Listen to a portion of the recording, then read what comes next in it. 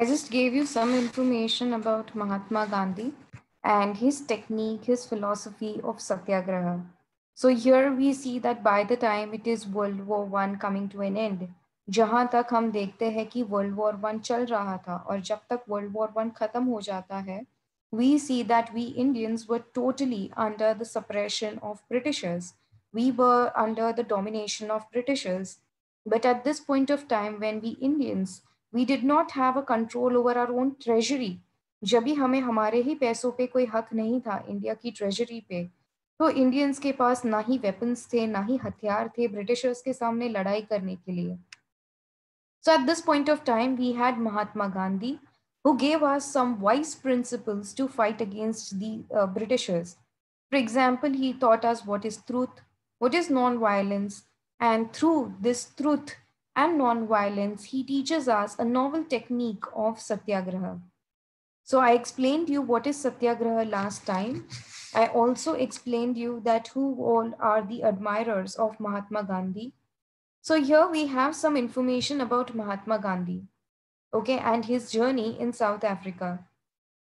So what happens exactly over here is, just like India, जैसे India पे Britishers ने राज किया था, just like how Britain king had ruled over India, in a similar way we see that Britishers they also ruled over South Africa. तो south Africa ये जो देश है इसके ऊपर भी ब्रिटिशर्स ने रूल किया था जब भी इंडिया पे ब्रिटिशर्स रूल कर रहे थे. So when the Britishers were ruling over South Africa, we see that over there they ill-treated all those Africans. Africa में रहने वाले जो blacks थे, जो अफ्रीका की जो बोयर ट्राइब थी, और अफ्रीका में बहुत सारे इंडियंस भी रहते थे. So we see that Britishers, as how they ill-treated the people of India, they also ill-treated the people living in South Africa. So they ill-treated the people of Africa, they called them as blacks, and more than that, they also ill-treated those Indians who were living in South Africa. तो हम देखते हैं हमारे बहुत सारे Indians थे जो south Africa में पढ़ते लिखते थे, उन्होंने अपने बिजनेसेस शुरू किए थे, अपना ट्रेड शुरू किया था. तो यहाँ पे इन इंडियंस को भी ब्रिटिशर्स साउथ अफ्रीका में ऐसे ही ट्रीट करते थे. इनफैक्ट एक टाइम पे ऐसा बोला गया था कि ये ब्लैक्स और जो भी इंडियंस साउथ अफ्रीका में रहते हैं उनको अपने साथ एक आइडेंटिटी कार्ड लेके घूमना पड़ेगा. That means these people, all the blacks and all the Indians who were living in South Africa, henceforth, they were supposed to carry an identity card with them. ये ऐसे वो कुत्ते के गले में कैसे पट्टा बांधते हैं to know that it's a pet dog, in a similar way Indians को वहां पे ऐसे ट्रीट किया जाता था और वहां पे रहने वाले ब्लैक्स को भी ऐसे ट्रीट किया जाता था जहाँ पे उनको आईडी कार्ड्स दिए जाते थे. Okay, so that if they want to go to any school, if they want to go to any college, if they want to board a train, if they want to board a bus, तो इन चीज़ों के लिए इनको वो ID card की ज़रूरत पड़ती थी.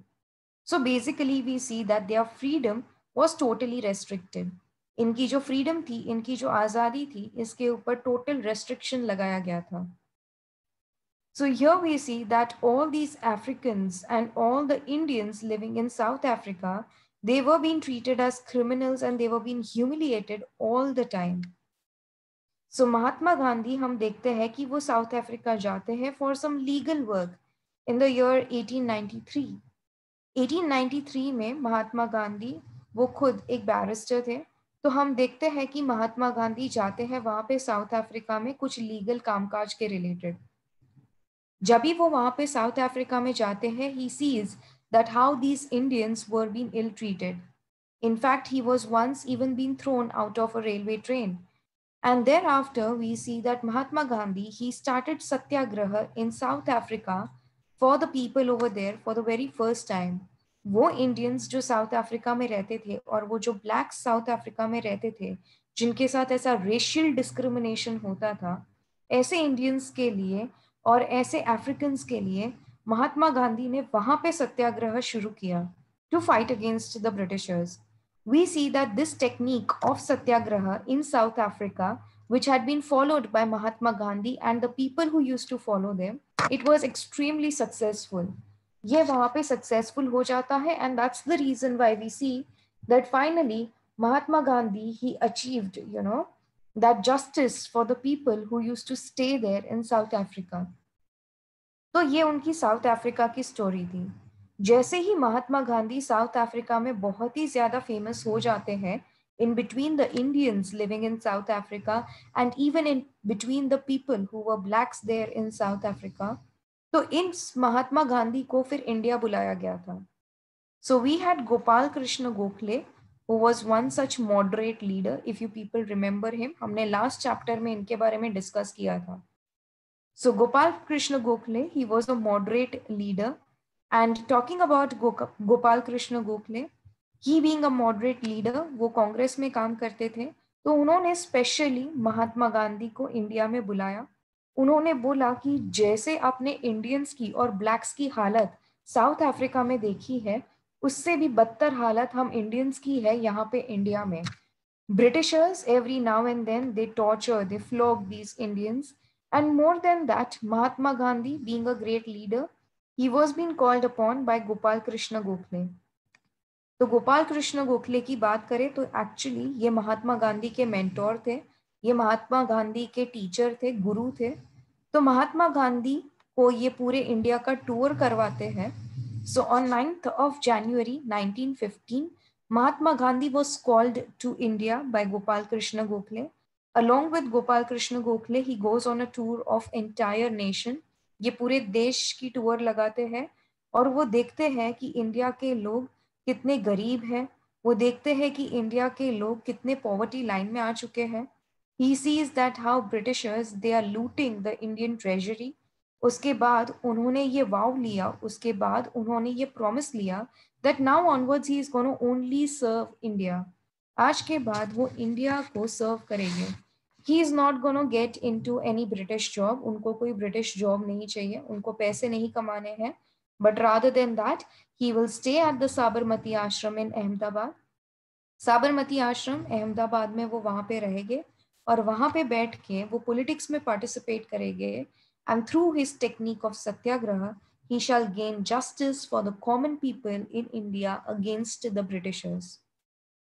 फिर उनका फिलॉसफी ऑफ सत्याग्रह वो इंडिया के लोगों को समझाते हैं कि सत्याग्रह क्या चीज़ है, सत्याग्रह से कैसे तुम्हें आज़ादी मिल सकती है, how can you make an evil doer realize that he is wrong and make him a better person at the end. So यहाँ पे हम देखते हैं कि महात्मा गांधी इंडिया के छोटे छोटे गांव में, छोटे छोटे शहरों में जाते हैं और वहाँ पे सत्याग्रह करवाते हैं। So for the very first time that he did satyagraha in India was in the Champaran district. Champaran ये एक छोटा सा गांव है जो बिहार में आता है। ये चंपारण गांव में हम देखते हैं कि चंपारण के गांव के फार्मर्स को फोर्स किया जा रहा था कि उनको इंडिगो कल्टीवेट करना है। I have already explained you this last time what is indigo. Indigo it's a plant which gives blue color. Indigo एक ऐसा प्लांट है जिसको तुम अगर कल्टीवेट करोगे तो वो ब्लू कलर देता है, जो डाई की तरह यूज किया जाता है ब्रिटिश फैक्ट्रीज में। और ये इंडिगो प्लांट अगर तुम जमीन पे 3 या 4 बार से ज्यादा कल्टीवेट करते हो तो पूरा जमीन जो है ये यूजलेस हो जाता है, सॉल्टी हो जाता है और वहां पे तुम फिर वापस खेती बाड़ी नहीं कर सकते हो, वो पूरा जमीन बेकार हो जाता है।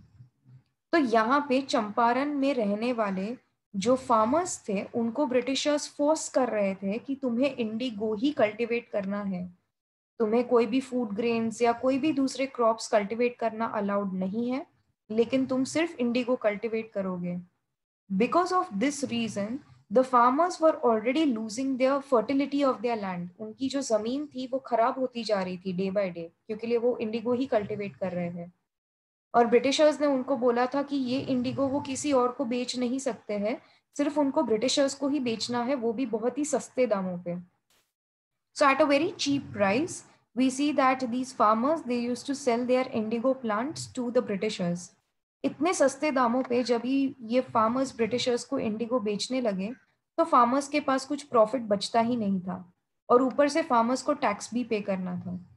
सो फिर महात्मा गांधी ने देखा कि ये फार्मर्स को बहुत ही जबरदस्ती की जा रही है and that is the reason why he started with satyagraha in Champaran. जब ही चंपारण में ये सत्याग्रह शुरू किया तो फाइनली उनका जो ये प्रोटेस्ट था against the Britishers, It was successful, and then farmers they finally got justice from Britishers. So हमने देखा कि पहली बार जब भी महात्मा गांधी ने चंपारण में सत्याग्रह शुरू करवाया, it was a very successful story for the first time in India. इधर से महात्मा गांधी का पॉलिटिकल करियर शुरू होता है. इसके बाद वो खेड़ा जाते हैं. Now talking about Kheda, it's a very small little village. It's a very small little district which is there in Gujarat. तो गुजरात में उस साल क्या हुआ? Same farmers का story. We see that the farmers, they were the ones who used to earn very less profit. और उस साल पूरे खेड़ा में बारिश तक नहीं होती है. बारिश ना होने के वजह से उस साल फार्मर्स क्रॉप्स कल्टीवेट नहीं कर पाए. They couldn't do their harvest. बारिश ही नहीं की तो खेती बाड़ी किधर से होगी? तो यहाँ पे जब भी फार्मर्स अपनी जमीन को कल्टीवेट नहीं कर पाए तो साल के एंड में इनके पास फूड ग्रेन्स नहीं थे, और ये फूड ग्रेन्स बेचे बिना उनको प्रॉफिट क्या, पैसा भी नहीं मिलने वाला था. And on top of that Britishers ने इन फार्मर्स को बोला था कि तुम्हें प्रॉफिट मिले कि ना मिले फिर भी तुम्हें टैक्स तो पे करना ही पड़ेगा. At this point of time when the farmers were supposed to pay taxes to the Britishers, ये वो कैपेसिटी में नहीं थे कि वो टैक्स पे कर पाए. So the Britishers started torturing, they started flogging these farmers, they started putting these farmers into the prison cell, उनको मारते थे, पीटते थे, and उनकी ज़मीनें उनसे छीन लेते थे. So finally Mahatma Gandhi, we see that he started with his practice of satyagraha, same in Kheda. तो खेड़ा में सारे फार्मर्स ने और गांव वालों ने फिर सत्याग्रह शुरू किया, and because of that Satyagraha they finally won that justice against the Britishers. और उस साल के लिए फिर एक भी फार्मर को टैक्स पे करने की जरूरत नहीं पड़ी. So this is what happens in Kheda then. After Kheda we shall move on to Ahmedabad. So it is yet another city which is there in Gujarat. यहाँ पे हम देखते हैं कि जो मिल वर्कर्स थे, I hope everybody knows what is a mill. Mill is basically a type of a factory जहाँ पे कपड़े बनाए जाते हैं, कपड़ों का इंडस्ट्री है ये. सो अहमदाबाद में जो भी मिल्स थी, जो भी फैक्ट्रीज थी, कपड़े की इंडस्ट्री थी, वहाँ पे बहुत सारे इंडियन मजदूर काम करते थे. बहुत सारे इंडियन काम करते थे, ये मजदूर थे, मजदूरी करके इनको पैसा मिलता था. What happened that very year is कि वर्ल्ड वॉर 1 जस्ट खत्म हुआ था, और वर्ल्ड वॉर 1 के पीछे इतना खर्चा हो चुका था कि पूरे इंडिया में इन्फ्लेशन आ गया था, महंगाई आ चुकी थी. उस महंगाई को बीट करने के लिए वर्कर्स की सैलरी बढ़ाना जरूरी था. तो अहमदाबाद में जो मिल में काम करने वाले वर्कर्स थे, ये मिल वर्कर्स ने बोला कि हमारी सैलरी को बढ़ाया जाए, क्योंकि महंगाई इतनी बढ़ चुकी है कि हम अपना रोज रोज का खाने का पीने का खर्चा नहीं उठा पाते हैं. सो वो मिल वर्कर्स के ओनर्स के अगेंस्ट ये डिमांड्स शुरू होती है. And at that point of time Mahatma Gandhi, he goes to Ahmedabad. When he goes to Ahmedabad, he tells these workers to again follow Satyagraha.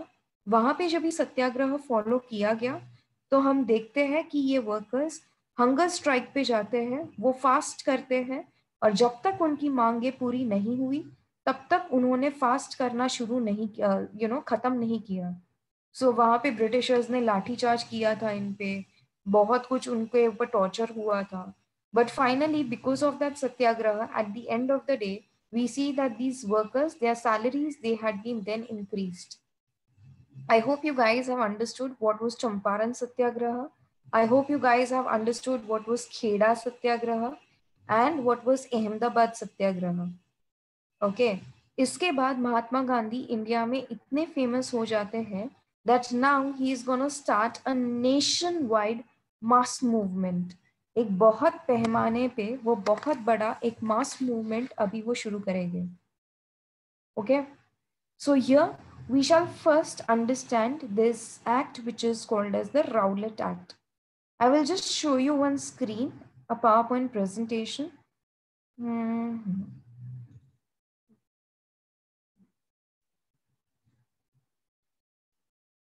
So right now the person whom you can see on the screen, his name is Sir Sidney Rowlatt. इस बंदे का नाम sir Sydney Rowlatt है. बहुत ही खड़ूस इंसान था, बेकार इंसान था. ये सर सिडनी राउलेट जो एक ब्रिटिश कैबिनेट मिनिस्टर, एक ब्रिटिश कमिश्नर था, व्हाट हैपेंस, ये सर सिडनी राउलेट ने इंडिया में एक कानून इंट्रोड्यूस किया. Okay, so he introduced a new law in India, which was called as the Rowlatt Act. Again, I will repeat, this person's name is Sir Sidney Rowlatt. He introduced one law in India, and the name of this law was Rowlatt Act. ठीक है, अभी ये Rowlatt Act क्या था exactly? We should not forget this कि World War I खत्म हुआ है. 1918 is the time wherein the World War I came to an end. We Indians were very unhappy with the Britishers. हम Britishers से बहुत ही upset थे. The reason is India का जितना भी खजाना था, इंडिया का जितना भी treasury था, all of the Indian treasury was been looted and it was being used behind World War I. Indians यहाँ पे भूखे मर रहे हैं, यहाँ पे famines हैं. There are almost 90 lakh Indians who lost their lives in these famines. And at this point of time, we see that the Britishers are looting the Indian treasury and the Indian market. उनको Indians की कोई पड़ी नहीं है. ऊपर से ये sir Sydney Rowlatt India में एक नया कानून लेकर आते हैं जिसका नाम था Rowlatt act. And as per this Rowlatt Act, what exactly happened? ये राउलेट एक्ट के तहत इंडिया में रहने वाले जितने भी ब्रिटिश पुलिस ऑफिसर्स हैं, उनको ये राइट्स दिया गया है कि इंडियंस के खिलाफ कोई सबूत, गवाह कुछ हो कि ना हो, बिना कोई सबूत, बिना कोई गवाह के, अगर तुम्हें कोई भी इंडियंस पे सिर्फ खाली डाउट भी है तो तुम वो इंडियन को पकड़ के जेल में डाल सकते हो. फिर जेल में डाल देने के बाद अगर उसको फांसी की सजा सुनाई दी जा रही है या उसको लाइफ टाइम इम्प्रिजनमेंट सुनाया दिया जा रहा है, तो फिर वो उसको सफर करना ही पड़ेगा. आगे वो अपील नहीं कर सकता, आगे वो उस चीज के लिए रिक्वेस्ट नहीं कर सकता कि वो अपनी पनिशमेंट कम कर दे.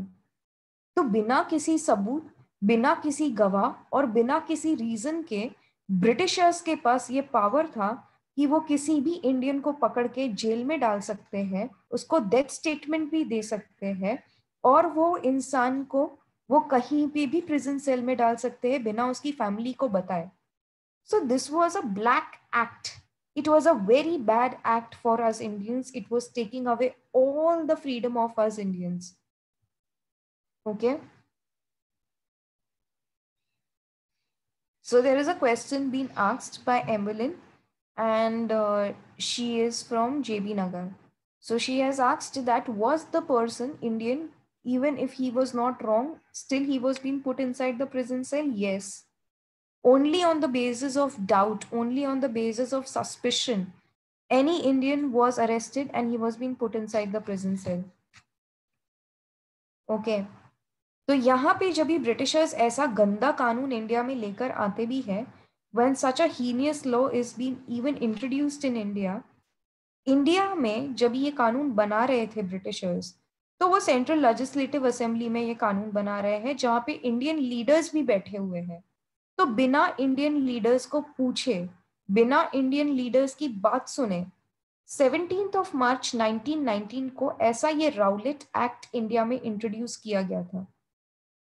So this Rowlatt Act, we see that it was a very bad act. It was called as the Black Act. And we see that it gave a right to the British government to arrest anybody without any warrant or without any trial. बिना किसी warrant, बिना किसी बिना किसी prior notice के या बिना किसी trial के, बिना किसी कोर्ट में जाए इंडियंस को पकड़ के सीधा जेल में डाला जा रहा है. यहाँ पे इंडियंस को अपील करना भी अलाउड नहीं है, उनको रिक्वेस्ट करना भी अलाउड नहीं है कि वो अपना पनिशमेंट कम करवा सके या वो ये भी प्रूव कर सके कि उन्होंने कोई क्राइम नहीं किया है. So we see that this was completely being protested by us Indians. Mahatma Gandhi he then starts with satyagraha. Mahatma Gandhi ने नेशन वाइड सत्याग्रह फिर शुरू किया. 6th of April 1919 महात्मा गांधी ने इंडियंस को बोला कि पूरे इंडिया में तुम हड़ताल शुरू कर दो, start protesting all over India, on the streets, in the villages, in the towns, in the cities of India. You can go there, you can just follow hartals over there, and you can protest this British Act. उसके बाद हम देखते हैं कि Britishers के खिलाफ ये protest चल रहा था इन पंजाब। तो पंजाब में ब्रिटिशर्स के खिलाफ बहुत ही लोगों ने फिर प्रोटेस्ट शुरू किया।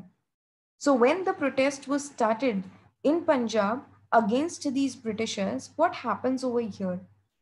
पंजाब में एक शहर आता है जिसका नाम है Amritsar. Everybody must be knowing Amritsar, the golden temple is there in Amritsar. So Amritsar में, पंजाब में बहुत बड़े पैमाने पे सत्याग्रह चल रहा था। क्यों चल रहा था? दो लीडर्स थे, एक का नाम था doctor Satyapal and the other one's name was doctor Kitchlew. So there was doctor Satyapal and there was doctor Kitchlew. इन दो सिख लीडरों को ब्रिटिशर्स ने पकड़ के जेल में डाल दिया था बिना किसी सबूत, बिना किसी गवाह, सिर्फ एक डाउट के बेसिस पे। उन्होंने कुछ गलती भी नहीं की थी, उन्होंने कुछ क्राइम भी नहीं किया था, उनको जेल में डाला गया था। कौन से जेल में डाला गया था, किधर डाला गया था, उनको फांसी की सजा सुनाई दी जा रही है या फिर उनको रिहा किया जा रहा है, इसके बारे में लोगों को कुछ अता पता नहीं है। वहां पे अमृतसर में पंजाब में रहने वाले जो सिख थे, जितने भी पंजाबीज थे, these people were extremely angry against the Britishers. ये लोग ब्रिटिशर्स के खिलाफ बहुत ही भड़के हुए थे। तो क्या होता है, पंजाब में हम देखते हैं अमृतसर में ऑन 13th of April 1919, 13 अप्रैल 1919 को बैसाखी का दिन था। सिख लोग बैसाखी का दिन मनाते हैं अपना खालसा परफॉर्म करने के लिए। Okay, so it's a martial art called as Khalsa which the Sikh people they perform. So that is the day on which the Khalsa is been celebrated.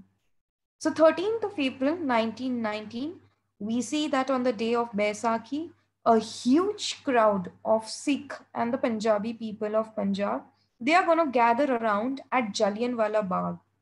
तो ये जलियनवाला बाग एग्जैक्टली था क्या? जलियनवाला बाग एक बहुत ही बड़ा एक प्लेग्राउंड था, एक बहुत ही बड़ा जमीन था। So Jallianwala Bagh was actually a huge big landmass. ये एक बहुत ही बड़ा जमीन का टुकड़ा था। इसको आज के डेट में गार्डन की तरह बनाया गया है। So in today's date it is like a garden. यहाँ पे हम देखते हैं कि एक बहुत बड़ा सिख लोगों का एक पूरा क्राउड जमा हुआ था, to protest against the Britishers, that to protest against the Britishers that two of their leaders they have been arrested. अगर तुम जलियनवाला बाग का एंट्रेंस देखोगे तो ये एक बहुत ही छोटा सा एंट्रेंस है और यहाँ से ही एग्जिट होता है।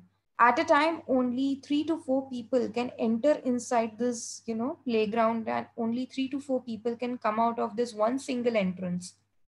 और ये जो पूरा का पूरा प्लेग्राउंड था, उसके आजू बाजू में बहुत बड़े बड़े बिल्डिंग्स थे और बहुत बड़ी बड़ी वॉल्स थी। तो यहाँ पे क्या होता है, वो टाइम पे अमृतसर का, पंजाब का जो मिलिट्री कमांडर था, his name was general O Dyer. General O Dyer हम देखते हैं कि बिना इस क्राउड को कोई वार्निंग दिए वो ये एंट्रेंस गेट को बंद कर देते हैं और ये सारे इनोसेंट लोग, जितने भी पंजाबी लोग थे जो बिना किसी हथियार के वो वहां पे इकट्ठा हुए थे, उनके ऊपर उन्होंने फायरिंग शुरू किया। So there were some 1600 rounds of firing which happened. जब तक ब्रिटिशर्स के आर्म्स आर्मामेंट्स खत्म नहीं हुए तब तक इन पे फायरिंग कंटिन्यू होता है। And finally, we see that there were 400 people who lost their lives in this Jallianwala Bagh massacre. Massacre का मतलब है लोगों की हत्या करना। तो यहाँ पे हम देखते हैं जलियनवाला बाग मैसेकर में 400 लोग मर जाते हैं। इनफैक्ट कांग्रेस का मानना था 400 नहीं, ये 1000 लोग थे जो मर चुके थे। जनरल ओ डायर, ब्रिटिशर्स इतने खराब लोग थे कि इतने लोगों को मारने के बाद भी 24 घंटे के लिए वहां पे किसी एम्बुलेंस को नहीं जाने दिया, वहां पे किसी डॉक्टर्स को जाने नहीं दिया कि वो ये क्राउड की मदद कर पाए। In fact they allowed these people to die at one point of time. So the bullet marks, they are being still preserved here on the walls of Jallianwala Bagh. And that is Jallianwala Bagh in today's date. आज की date में government of India ने इसको एक पूरा garden बना दिया है. Okay, so there was a small little well inside this Jallianwala Bagh at that time. तो लोग ब्रिटिशर्स की गोलियों से बचने के लिए वो टाइम पे वो कुएं के अंदर कूद रहे थे. And then finally we lost many people in this entire event. General O Dyer को वो टाइम पे ब्रिटेन के राजा ने उसकी बहुत तारीफ की कि उन्होंने इतने सारे लोगों को इंडिया में मार दिया जो ब्रिटिशर्स के कानूनों को फॉलो नहीं करते हैं. इसके लिए रविंद्रनाथ टैगोर बहुत ही अपसेट थे. रविंद्रनाथ टैगोर को ब्रिटेन के राजा ने, ब्रिटेन की क्वीन ने सर ये टाइटल दिया था. So he is returning back this title of sir to the British crown. He says कि मुझे तुम्हारे ये टाइटल की जरूरत नहीं है, मैंने जितने भी अवार्ड्स जीते हैं वो भी मैं वापस कर देता हूँ. The same was been done by Mahatma Gandhi and many other leaders in India then. Okay, so I hope you guys have understood till here. There are no queries till here. We'll move on to the next part, and that is the Khilafat movement now. We'll move on to the next part, and that is the Khilafat movement. Okay, so I'll again show you one screen. Okay, so here on the world map, you can see this country of Turkey over here.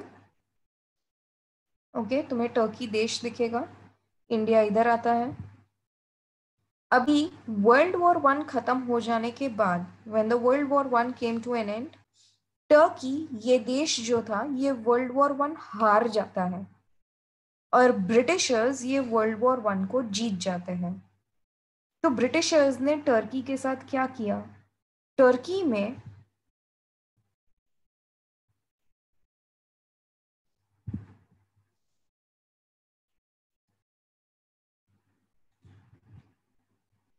Turkey में वो time पे हम देखते हैं कि पूरे इस्लाम धर्म का जो खलीफ था, जो मेन हेड था, वो टर्की में रहता है. पूरे इस्लाम धर्म का, सारे मुस्लिम कम्युनिटी का वर्ल्ड वाइड जो हेड है उसको खलीफ बोला जाता है. एंड दिस खलीफ he used to stay in Turkey. खलीफ का जो रॉयल सीट था वो टर्की में था और ये टर्की को पूरा संभालने का काम ये खलीफ करता था. So here we see that there were many religious sites of Muslims which used to in those days be in the territory of Turkey. Britishers ने जब भी वर्ल्ड वॉर 1 जीत लिया और टर्की जब भी वर्ल्ड वॉर 1 हार जाता है तो ब्रिटिशर्स ने क्या किया? ब्रिटिशर्स ने ये पूरे टर्की देश के जो पॉलिटिकल पावर्स थे ये अपने पास ले लिए और जो टर्की का हेड खलीफ था, जो इस्लाम धर्म का हेड खलीफ था, इसके सारे पॉलिटिकल पावर्स उससे ले लिए गए. इसके लिए टर्की में रहने वाले जो मुस्लिम्स और वर्ल्ड वाइड जितने भी मुस्लिम्स थे वो ब्रिटिशर्स से बहुत ही नाराज थे. So world wide Muslims who used to stay through the world, when they got to know that the powers of the caliph they have been taken away by the Britishers, then the people throughout the world, the Muslims throughout the world especially, they were angry against the Britishers. हम देखते हैं कि India में, when we talk about India, India में already Muslims रहते थे और India पे रूल करने वाले जो थे वो ब्रिटिशर्स थे. So when britishers they are ruling over India and when the Muslims they are staying in India, these Muslims are extremely angry against the Britishers because ये Muslims जो इंडिया में रहते हैं उनके जो हेड है, उनके जो रिलीजियस लीडर है वो टर्की में रहते हैं जिनके सारे पावर्स उनसे छीन लिए गए हैं. And that is why we see that those Indians, especially those Muslims who were staying in India, they started with the Khilafat movement in India.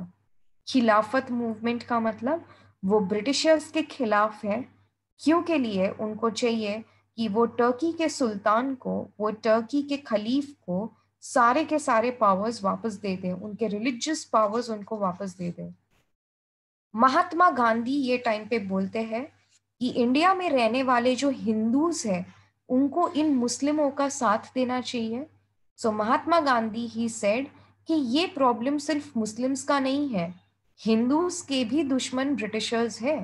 तो ये एक बहुत ही अच्छा मौका है कि जहाँ पे हम हिंदूज और मुस्लिम्स को एक साथ लेकर आए, हिंदूज को भी बोले कि वो मुस्लिम्स की मदद करे ये खिलाफत मूवमेंट में।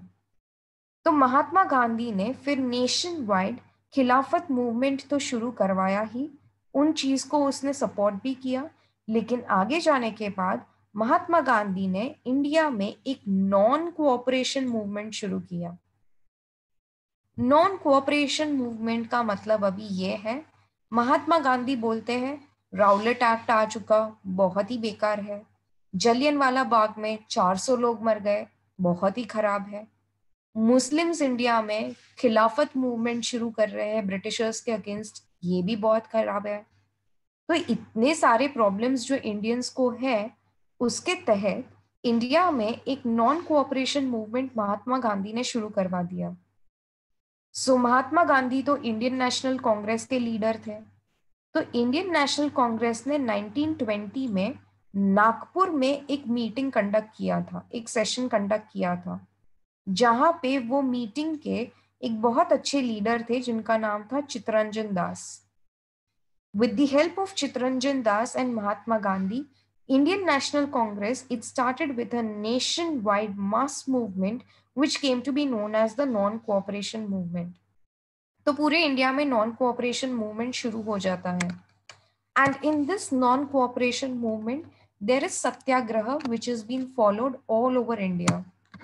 पूरे देश में सत्याग्रह चल रहा है। ब्रिटिशर्स को ये बोला जा रहा है कि प्लीज अगर तुम्हें इंडिया पे रूल करना है तो तुम्हें इंडियंस और ब्रिटिशर्स को इक्वली ट्रीट करना पड़ेगा।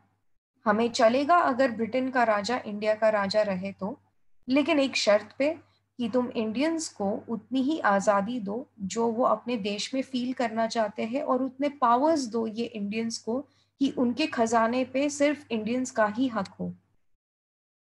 So here we see that Mahatma Gandhi, he starts with the non-cooperation movement. महात्मा गांधी ने सीधा बोल दिया कि जो भी लोग गवर्नमेंट जॉब्स कर रहे हैं वो सब के सब ये गवर्नमेंट जॉब्स को छोड़ दें। जो भी लोग गवर्नमेंट ऑफिस में जाते हैं या जो भी लोग गवर्नमेंट पुलिस, ब्रिटिश पुलिस का साथ देते हैं, या वो ब्रिटिश कोर्ट में जाते हैं जस्टिस लेने के लिए, इन सब चीजों को बॉयकॉट कर दो, इन सब चीजों को खत्म कर दो। यहाँ पे जाने की जरूरत नहीं है। तुम मार धाड़ नहीं करोगे, तुम खून खराबा नहीं करोगे, तुम कोई कानून नहीं तोड़ोगे, लेकिन बिना कोई कानून तोड़े, बिना कुछ खून खराबा करे, सत्याग्रह को फॉलो करते हुए you have to follow this non cooperation movement. So we see that there were many British schools and colleges where the Indians they used to go and study.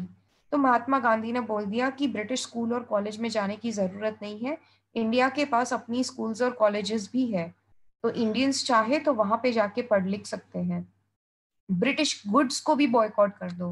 Britishers जो अपने सामान इंडिया में बेचते हैं उन चीजों को भी बाय करने की जरूरत नहीं है।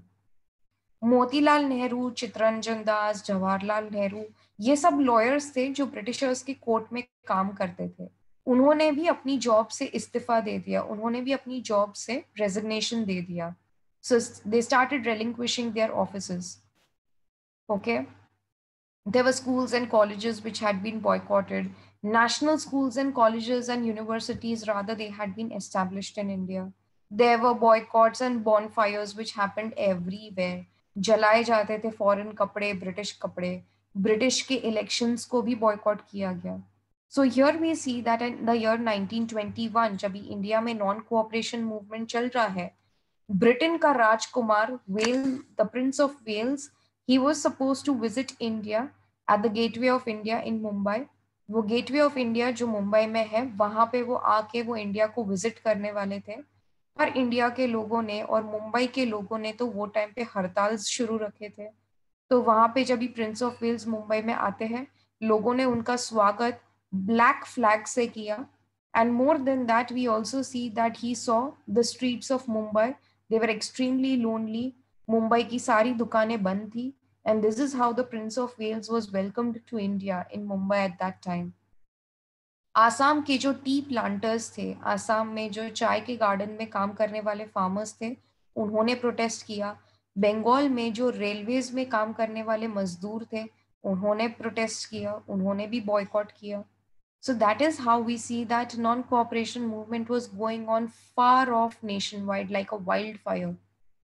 Now what is happening? एक गांव आता है उत्तर प्रदेश में जिसका नाम है Chauri Chaura. So Chauri Chaura is a small little village in Uttar Pradesh. Uttar Pradesh का एक डिस्ट्रिक्ट है जिसका नाम है गोरखपुर डिस्ट्रिक्ट. गोरखपुर डिस्ट्रिक्ट में ये एक छोटा सा गांव है जिसका नाम है चौरी चौरा.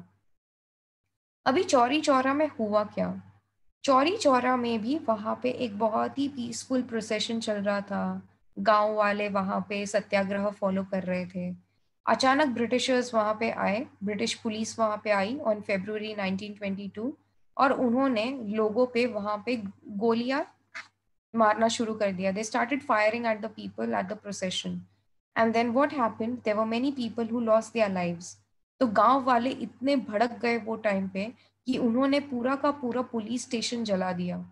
पुलिस स्टेशन जला देने के बाद हम देखते हैं कि वहां पे एक ब्रिटिश ऑफिसर और 22 पुलिसमैन थे जिनको जिंदा जला दिया गया था वो पुलिस स्टेशन में. महात्मा गांधी इस चीज से बहुत ही अपसेट हो गए. He was very hurt and finally on 12th of February 1922 Mahatma Gandhi he suspended the non cooperation movement. उन्होंने ये नॉन कोऑपरेशन मूवमेंट को फिर बंद कर दिया. रीजन इज, महात्मा गांधी ने पहले ही बोल दिया था कि नॉन कोऑपरेशन मूवमेंट जो है ये सबसे पहले एक नॉन वायलेंट मूवमेंट है. खून खराबा नहीं होना चाहिए, तुम्हें सत्याग्रह फॉलो करना है. तुम मर जाओ, तुम अपनी जान दे दो, लेकिन तुम्हें किसी की जान लेनी नहीं है, ना ही किसी को मारना पीटना है. सो महात्मा गांधी ने बोला अगर इंडिया को आज़ादी मिलेगी तो वो एक बहुत ही नॉन वायलेंट तरीके से होगी, बिना किसी खून खराबे के. Okay. And he did not want Indians to remember this event back in the past कि चौरी चौरा में ऐसा कुछ हुआ फिर भी नॉन कोऑपरेशन मूवमेंट को आगे बढ़ाया गया. And that is why on 12th of February 1922 he calls of the non cooperation movement. उसके बाद महात्मा गांधी ने बहुत कुछ लिखा था ब्रिटिशर्स के खिलाफ in his newspaper which is called as young India. फिर उसके बाद महात्मा गांधी को जेल में डाला गया था ऑन मार्च 1922, जहां पे उनको 6 साल के लिए इम्प्रिजनमेंट स्टेटमेंट दिया गया था. But because he was not feeling well and because of his ill health, finally he was being released within in few months. So this is all about the non-cooperation movement that we just studied. Hereafter, we shall start with another mass movement of Mahatma Gandhi, that is the civil disobedience movement. Okay. So we shall quickly understand few more other concepts and then we'll end the chapter for today.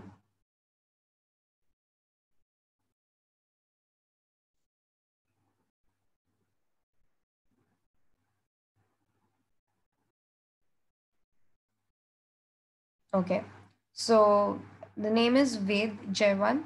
He is saying that he has been to this place that is Jallianwala Bagh. That's absolutely great. It's amazing. So you must be knowing many of the facts of Jallianwala Bagh. That's for sure. So it was just a plot which was there in Punjab. और वो जो पंजाब का ये plot था, आज़ादी मिल जाने के बाद इंडियन नेशनल कांग्रेस ने और इंडिया की सरकार ने ये प्लॉट को बाय किया और वहां पे एक फिर गार्डन की तरह उसको, मेमोरियल की तरह उसको बनाया गया था. Okay.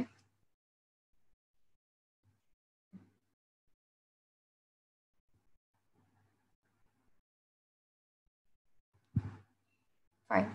So we'll just continue this chapter ahead. Next you have the formation of Swaraj party. ठीक है. तो जैसे एक इंडियन नेशनल कांग्रेस एक पॉलिटिकल पार्टी है, मुस्लिम लीग जैसे एक पॉलिटिकल पार्टी है, हिंदू महासभा जैसे एक पॉलिटिकल पार्टी है, वैसे ही एक और पॉलिटिकल पार्टी इंडिया में शुरू होता है जिसका नाम है Swaraj party. Okay. So now when we talk about Swaraj party, जब भी हम स्वराज पार्टी की बात करते हैं तो ये स्वराज पार्टी जो थी ये किन लोगों ने मिलके शुरू की थी? So now we'll understand this into more details. I just want you to read the first two lines over here. They are very important. Okay. The members of the Indian National Congress, such as Chitranjan Das, Motilal Nehru, they had put up an idea of contesting elections and obstructing the work of the government. In the year 1922, the Swaraj Party was established. In 1923, there were many members of the Swaraj Party which had been elected to the central and the provincial legislative assembly. Okay. Now, I want you people to be very attentive over here. Britishers non cooperation movement के बाद Indians को ज़्यादा कुछ देते नहीं हैं. इतना बड़ा नॉन कोऑपरेशन मूवमेंट 2 साल के लिए इंडिया में चलता है. इट वॉज अ फेलियर क्योंकि चौरी चौरा का बहुत ही खराब इंसिडेंस होता है, खून खराबा हो जाता है. तो नॉन कोऑपरेशन मूवमेंट को हमें रोकना पड़ा. लेकिन इतना बड़ा नॉन कोऑपरेशन मूवमेंट हो जाने के बाद भी we see that britishers they did not did anything great for us Indians. उन्होंने कुछ खास नहीं किया हम इंडियंस के लिए. सो फाइनली हमारे लीडर्स ने क्या सोचा. For example Indian National Congress में काम करने वाले तो बहुत सारे लीडर्स थे. We have already studied them last time. तो चित्तरंजन दास और मोतीलाल नेहरू जैसे जो हमारे लीडर्स थे, उन्होंने बोला एक काम करते हैं, हम ना ब्रिटिशर्स इंडिया में जो इलेक्शंस कंडक्ट करते हैं ना उसमें पार्टिसिपेट करते हैं, इलेक्शंस जीत जाते हैं और ब्रिटिशर्स के साथ उनकी ऑफिस में बैठते हैं और फिर उनको हम उनके काम में रुकावट लाएंगे. Okay, we'll try to obstruct their work.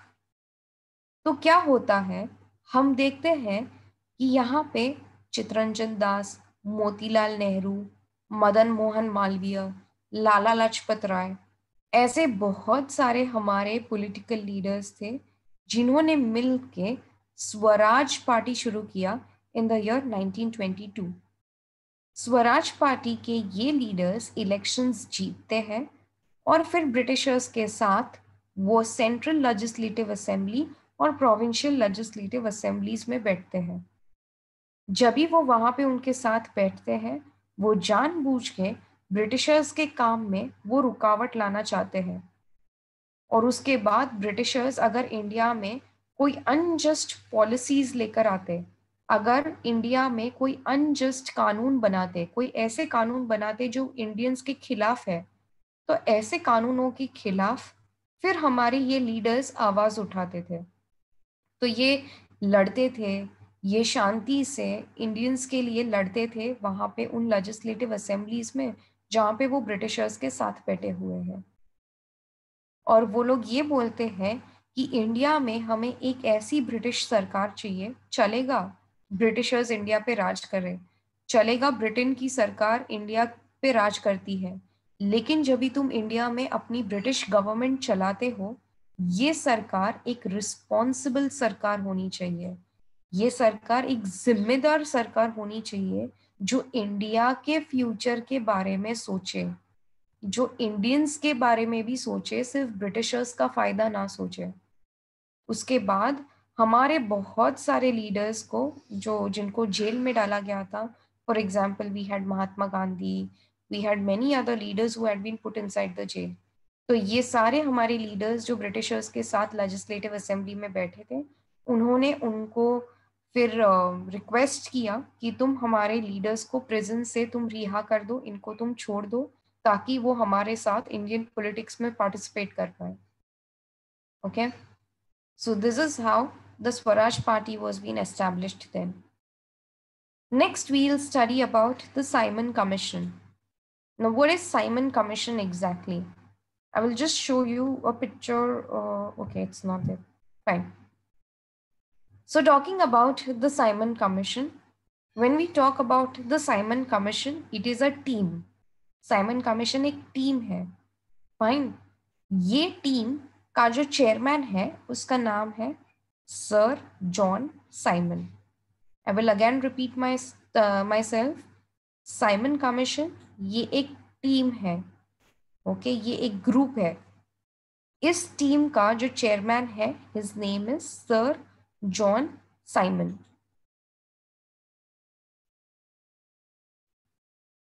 Okay, so just give me a minute over here.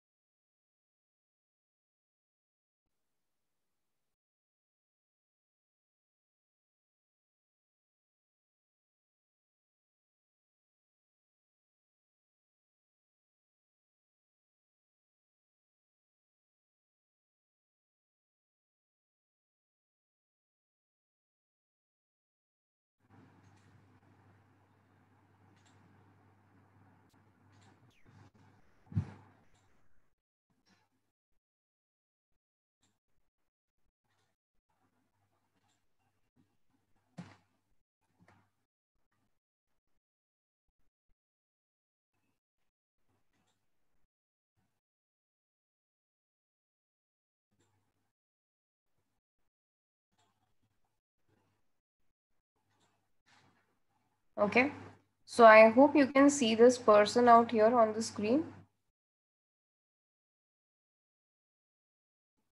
This fellow, his name is sir John Simon. इनका नाम सर जॉन साइमन है और इनकी टीम का नाम है Simon commission.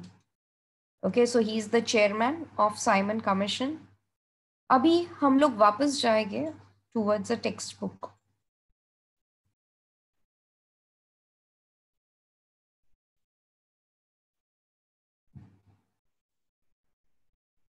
So I want you to be attentive here on the textbook right now.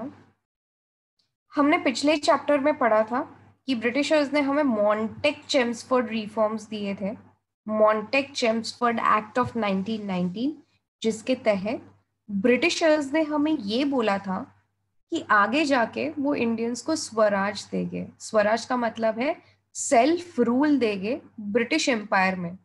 मतलब Britain का राजा इंडिया के राजा पे रूल करेगा, लेकिन जब भी वो इंडिया पे रूल करेगा तो वो इंडियंस को ज्यादा पावर देगा अपने देश को चलाने के लिए. ओके, तो मॉन्टेक चेम्सफोर्ड रिफॉर्म जो 1919 में ब्रिटिशर्स ने हमें दिए थे, उन्होंने बोला कि 10 साल के बाद हम तुम्हें स्वराज देंगे, वो स्वराज जो तुम मांग रहे हो. So after 10 years, it is in the year 1928, Simon commission नाम का एक टीम आता है इंडिया में, with sir John Simon being the chairman of this team. वो इंडिया में इंडियंस को वो ये स्वराज देने आया था. वो इंडिया में इंडियंस को कुछ कानूनी हक देने आया था जो इंडियंस मांग रहे थे, लेकिन ऐसा कुछ होता नहीं है. सर जॉन साइमन की ये जो टीम थी उसमें एक भी इंडियन बैठा नहीं था. तो सर जॉन साइमन अपने हिसाब से वो इंडियंस का जो पूरा गवर्नमेंट सिस्टम था उसमें थोड़े बहुत चेंजेस करते हैं और फिर वापस चले जाते हैं.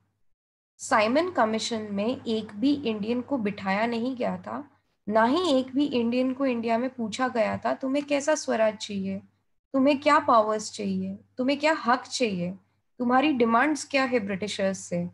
उन्होंने ऐसी कोई बातचीत इंडियन से की नहीं और उनके हिसाब से उनको जो ठीक लगा वो इंडियंस के लिए वो करके चले गए.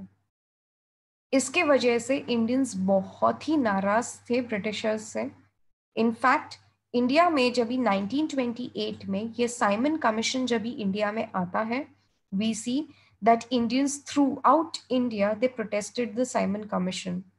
पूरे इंडिया के गली नुक्कड़ में ये फ्लैग्स लेके, ये होर्डिंग्स लेके इंडियंस जा रहे थे, जिसके ऊपर लिखा हुआ रहता था साइमन गो बैक. तुम हमारे लिए जो करने आ रहे हो कुछ भी काम का नहीं है, हमारे कुछ मतलब का नहीं है. इनफैक्ट लाहौर में हम देखते हैं कि लाला लाजपत राय जो हमारे लीडर थे, वो ये साइमन कमीशन के खिलाफ मोर्चा लेके खड़े थे.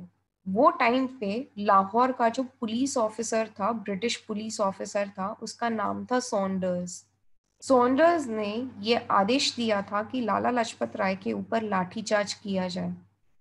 एंड लाला लाजपत राय के साथ उनके जितने भी फॉलोअर्स ये साइमन गो बैक के मोर्चे में लगे हुए थे, उनको बहुत ही मारा गया था.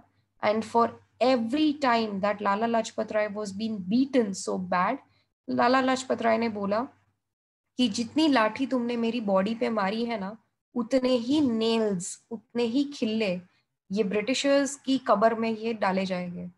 सो एक दिन जब भी ब्रिटिश साम्राज्य खत्म हो जाएगा ना, वो ब्रिटिश साम्राज्य के कब्र के ऊपर जो एक एक खीले लगेंगे ना, जो एक एक नेल्स लगेंगे ना, वो सब उतने होंगे, it would be that number of nails on the British coffin as many number of lathis with which I have been beaten.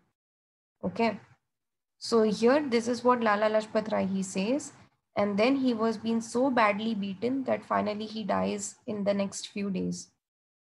जब भी इंडियंस ने और जब भी इंडिया के बहुत सारे लीडर्स ने ब्रिटिशर्स को बोला कि जब भी साइमन कमीशन इंडिया में आ रहा था तो तुमने हम इंडियंस को पूछा क्यों नहीं कि हमें इंडियंस को क्या चाहिए, तो ब्रिटिशर्स ने वो टाइम का जो ब्रिटिश सेक्रेटरी ऑफ स्टेट था, तो ये जो secretary of state of India होता है, ये एक पोजीशन है ब्रिटेन की पार्लियामेंट में कैबिनेट मिनिस्टर्स की। तो ब्रिटेन के पार्लियामेंट में बैठने वाला ब्रिटेन का जो प्राइम मिनिस्टर है, उसके साथ ये secretary of state for India बैठता है।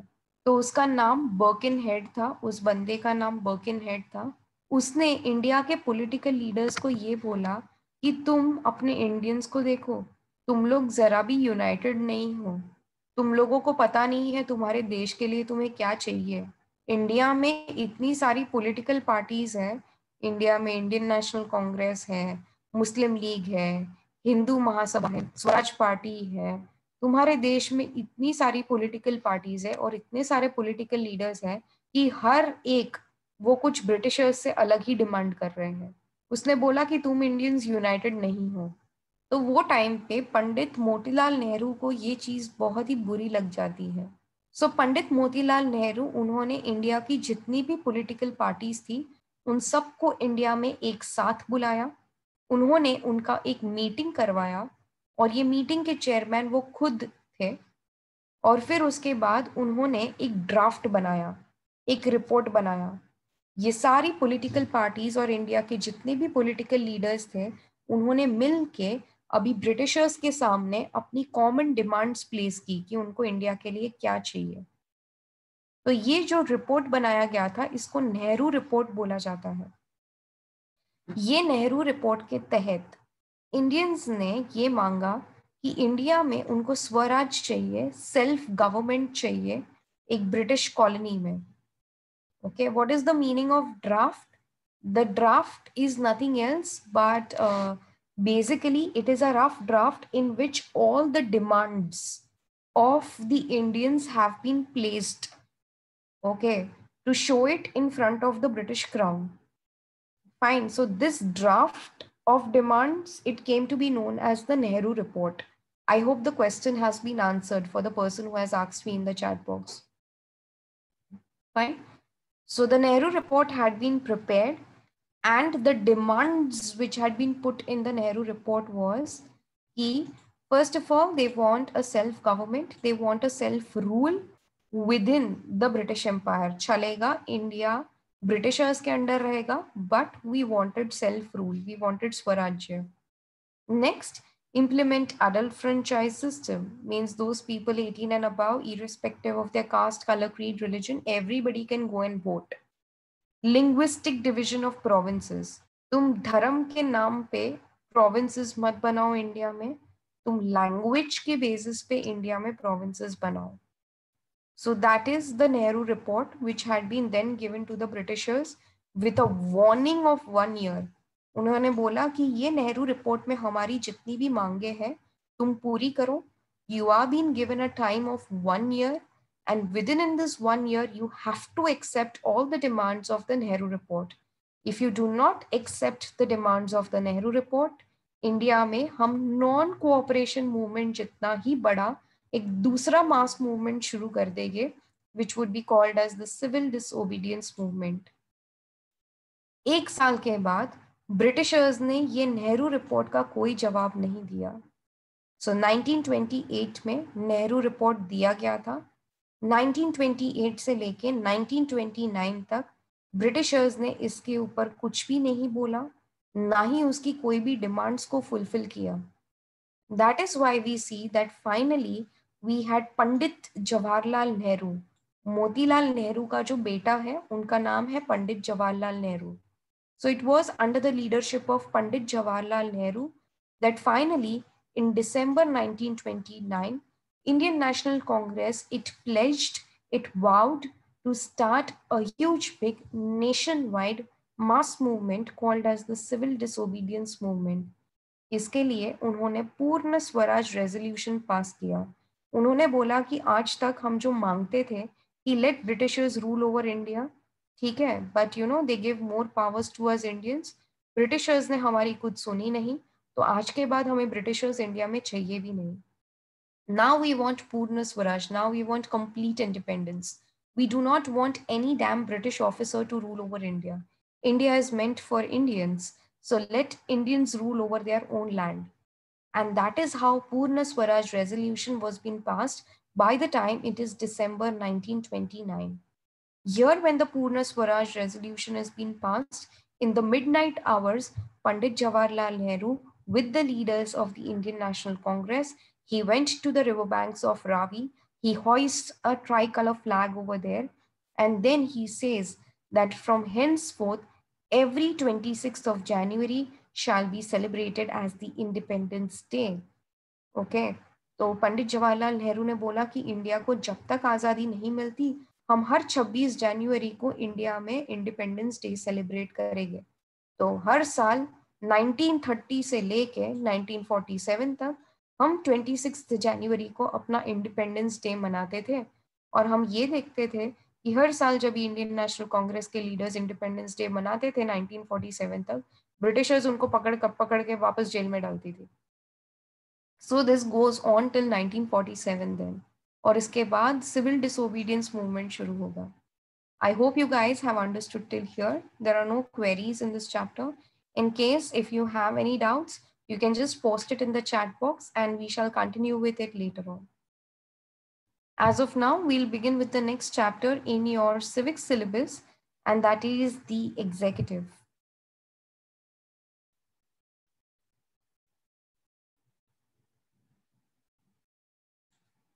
Okay.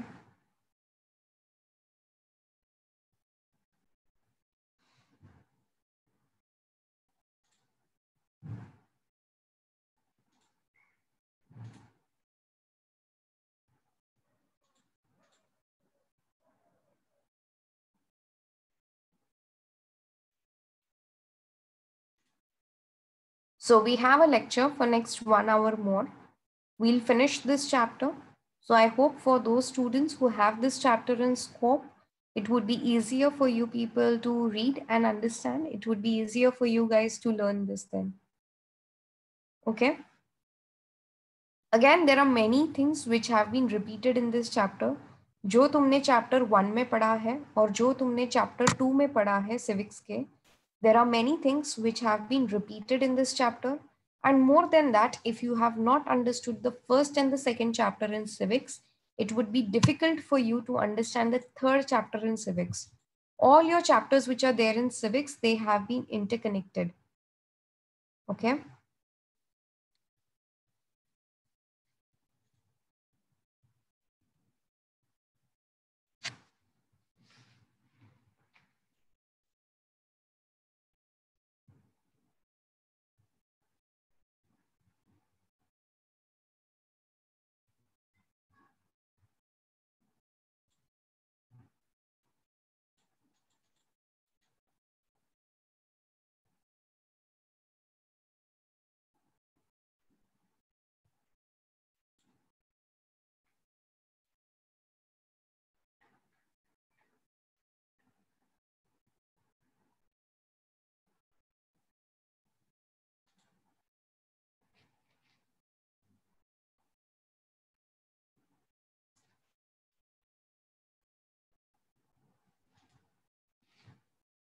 Fine.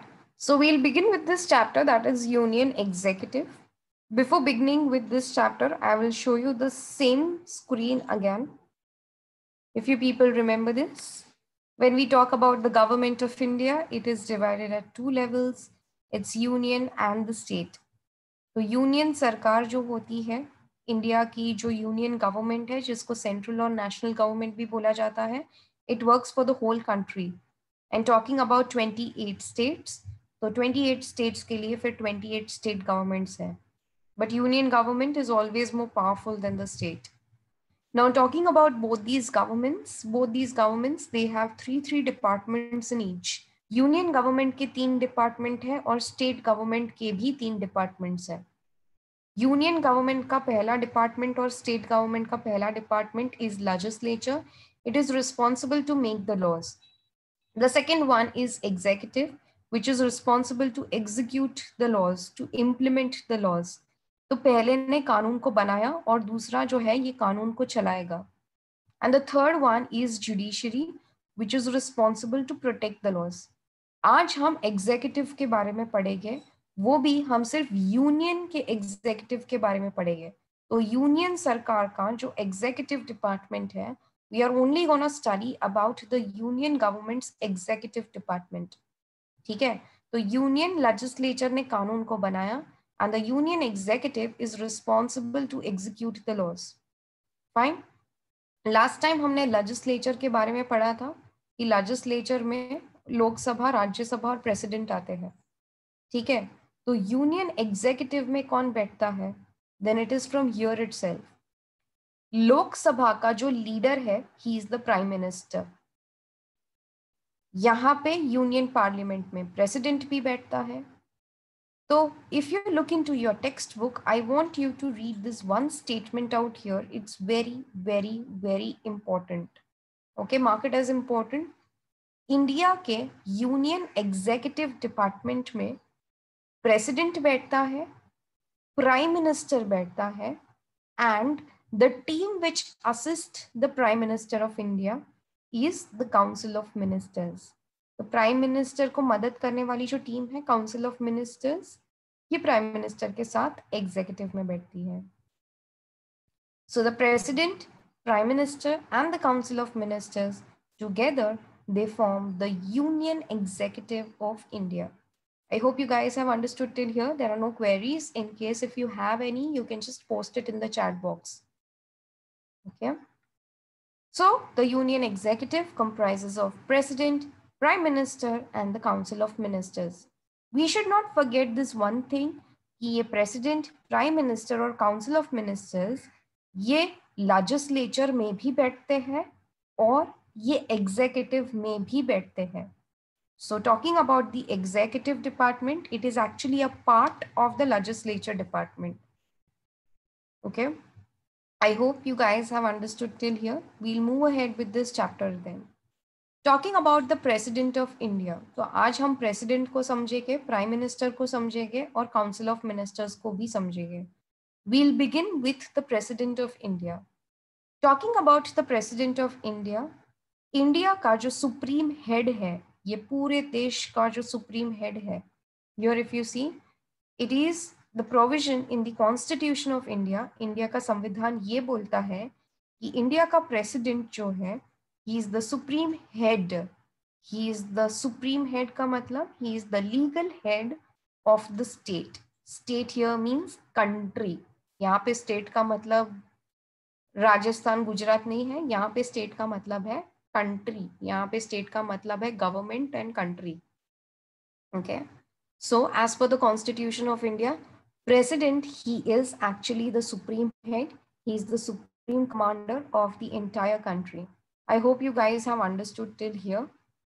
President's position is the position of the highest honor and prestige. एक president का जो position है और एक president का जो level है, ये बहुत ही ऊपर दर्जे का है. And more than that, India की सरकार प्रेसिडेंट के पास वो सारे पावर्स देती है किसी भी कानून को एग्जीक्यूट करने का. So all the executive powers, कानूनों को चलाने के पावर्स, ये प्रेसिडेंट को दिए गए हैं. They have been given, they have been vested in the president. Above all, the biggest part over here is कि इंडिया का जो रियल हेड है, India's real head is the prime minister. India के सारे डिसीजन प्राइम मिनिस्टर और council of ministers लेते हैं. उस डिसीजन को फॉलो करने का काम प्रेसिडेंट करता है. And that is why this president is the nominal head. He is a puppet head. ठीक है, जो प्राइम मिनिस्टर और काउंसिल ऑफ मिनिस्टर्स बोलेंगे वो प्रेसिडेंट को करना ही पड़ेगा. Okay, so here we see that President of India, he is a nominal head, he is a constitutional head of the state. वो एक लीगल हेड है, मतलब इंडिया के एग्रीमेंट्स पे, अगर इंडिया किसी देश के साथ अग्रीमेंट करता है तो वो अग्रीमेंट पेपर्स पे प्रेसिडेंट का सिग्नेचर होगा इंडिया के बिहाफ पे, लेकिन उसका डिसीजन इंडिया का प्राइम मिनिस्टर लेगा. I hope you people have understood till here. We'll talk about the elections of the President of India. They are very simple. एक टीम होता है जिसको इलेक्टोरल कॉलेज बोलते हैं. This electoral college is responsible to elect the President of India. So, electoral college, it comprises of the members of state legislature and the members of parliament. मतलब लोकसभा राज्यसभा के जितने भी MPs है वो, और इंडिया के विधानसभा और विधान परिषद के जितने भी मेंबर्स हैं वो सब मिलके इंडिया के प्रेसिडेंट को इलेक्ट करेंगे. And all these MPs and MLAs together they form the electoral college of the president of India and they are responsible to elect the president of India. तो India का president indirectly elect होता है. हमने parliamentarians को और state legislature के members को elect किया है, तो वो आगे जाके प्रेसिडेंट को इलेक्ट करते हैं. अबाव ऑल, एक प्रेसिडेंट बनने के लिए सबसे पहले तुम्हें एक इंडियन सिटीजन बनना पड़ेगा. So if you guys have any plans to become the president of India in the near future, you first have to be the citizen of India, and next you should have completed at least 35 years of age. जब भी तुमने 35 साल का उम्र cross किया है और उसके अलावा अगर तुम इंडिया के नागरिक हो तो ही तुम्हें प्रेसिडेंट के इलेक्शंस के लिए, चुनाव के लिए तुम्हें खड़ा रखा जाएगा. जब भी इंडिया का प्रेसिडेंट इलेक्ट हो जाता है, you know, when the elections of the president of India have been completed and when the president is chosen, here we see that the president of India shall take a oath of office. वो एक शपथ विधि में participate करता है जहाँ पे वो ये शपथ लेता है, जहाँ पे वो ये ओथ लेता है कि वो ये देश को प्रोटेक्ट करेगा. वो उसका रिस्पॉन्सिबिलिटी है of protecting the country, and not only the country but also the constitution of the country. ये देश के संविधान को भी वो प्रोटेक्ट करेगा. Okay, and here he shall govern in accordance with the Prime Minister and the Council of Ministers.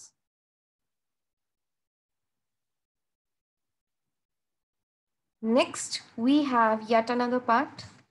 अगर ये प्रेसिडेंट प्राइम मिनिस्टर की या काउंसिल ऑफ मिनिस्टर्स की सुनता नहीं है, या समझो ये प्रेसिडेंट करप्ट निकला, या ये प्रेसिडेंट ये कॉन्स्टिट्यूशन के खिलाफ जाके ये कॉन्स्टिट्यूशन को वायलेट करता है, ये हमारे कानून के खिलाफ जाके ये कानूनों को वायलेट करता है, then what can happen?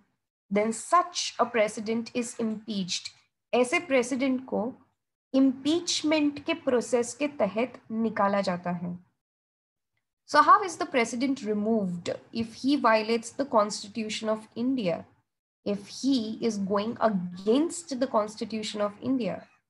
Then here we see that there is Lok Sabha, there is Rajya Sabha in the parliament. Parliament में जो लोकसभा और राज्यसभा आता है, अगर ये दोनों हाउसेस ने मिलके 2/3 मेजॉरिटी दे दिया और ये प्रूव कर दिया कि वो प्रेसिडेंट हमारे संविधान को वायलेट कर रहा है, then such a president is removed from his position. ऐसे प्रेसिडेंट को हम निकाल देंगे उनकी पोजीशन से. Next, we shall discuss all the powers and the functions of the President of India. Once we are done with this chapter, I shall show you one short little video today. It is about the President's house. President जो घर में रहता है उसको राष्ट्रपति भवन बोला जाता है. So it's a huge big palatial house. Palace जितना बड़ा एक घर है वो. So I will for sure show you the video and the interiors of that entire house once we are done with this chapter. Fine. So we'll try to finish this chapter as soon as possible and then we shall get into that video then. So talking about the President of India, जब भी हम India के president की बात करें तो उनके powers क्या है? So here there is a list of powers which the President of India has, but on one condition. You know, he has all these powers only if he listens to the prime minister and the council of ministers. मतलब ये जितने भी president के powers यहाँ पे बताए गए हैं, टोटल प्रेसिडेंट के पास 7 पावर्स है, ये जितने भी 7 पावर्स यहाँ पे बताए गए हैं, all the 7 powers, he can use these 7 powers only and only if he gets the permission from the prime minister and the council of ministers. Okay, so we shall look at the very first power of the president. The president of India has the right to summon the meetings of the parliament and to prorogue the sessions of the parliament. Summon का मतलब है बुलाना, okay, to call. Prorogue का मतलब है cancel करना. तो India के प्रेसिडेंट के पास ये राइट्स हैं कि पार्लियामेंट की, लोकसभा की और राज्यसभा की मीटिंग्स को वो बुलाए, लोकसभा और राज्यसभा की मीटिंग्स को वो कंडक्ट करे, और लोकसभा और राज्यसभा की मीटिंग्स को वो कैंसिल भी कर सकता है. प्रोरोग का मतलब है कैंसिल. वो मैसेजेस सेंड कर सकता है लोकसभा और राज्यसभा को. अगर कुछ लोकसभा राज्यसभा को बताना है प्राइम मिनिस्टर को या काउंसिल ऑफ मिनिस्टर्स को, तो प्रेसिडेंट वो लेटर लिखेगा, वो मैसेज लिखेगा और लोकसभा राज्यसभा को फॉरवर्ड करेगा. अगर लोकसभा ठीक से काम नहीं करती है तो उसको डिसॉल्व करने का काम भी इंडिया का प्रेसिडेंट ही करेगा. ओके, या तो वो ठीक से काम नहीं करती है या उसका 5 years का टर्म खत्म हो चुका है, then it is the president who shall dissolve such Lok Sabha. Next, talking about all the bills. If you people remember, we had discussed bills last time. Bill का मतलब ये एक कानून का एक ड्राफ्ट है, ये कानून बना नहीं है, ये कानून बनने की तैयारी में है. तो जब भी एक बिल को लोकसभा और राज्यसभा अप्रूव करते हैं, पास करते हैं, वो बिल तब तक कानून नहीं बनेगा जब तक प्रेसिडेंट अपना सिग्नेचर वो बिल पे नहीं देगा. So a permanent law will not come inside India until and unless Lok Sabha and Rajya Sabha they have passed the bill, and finally the President of India has given his signature, his assent to the bill. ओके, तो signature को assent भी बोला जाता है. So there is a question being asked, what is the meaning of tenure? Tenure का मतलब है वक्त, टाइम. लोकसभा का टेन्योर 5 साल का है. ओके, लोकसभा कितने टाइम तक रह सकता है, कितने टाइम स्पैन तक रह सकता है, कितने टेन्योर तक रह सकते हैं, उसका टेन्योर क्या है? It's 5 years. सो लोकसभा का टेन्योर अगर खत्म हो जाता है या खत्म होने के पहले अगर लोकसभा ठीक से काम नहीं करता तो उसको डिसॉल्व करने का काम इंडिया का प्रेसिडेंट करेगा. Okay, I hope Elisha, your question has been answered. Next, it is the President of India who appoints the judges of the Supreme Court and High Court. India के supreme court, India के high court में बैठने वाले जितने भी जजेस हैं उसको इंडिया का प्रेसिडेंट अपॉइंट करता है. Next, apart from that we see कि इंडिया का जो चीफ इलेक्शन कमिश्नर है, जो पूरे इंडिया में इलेक्शंस करवाता है, even he is appointed by the president. And India के 28 स्टेट्स के 28 गवर्नर्स को भी प्रेसिडेंट अपॉइंट करता है. The president of India, he is the chief commander. Okay, he is the commander in chief of the armed forces.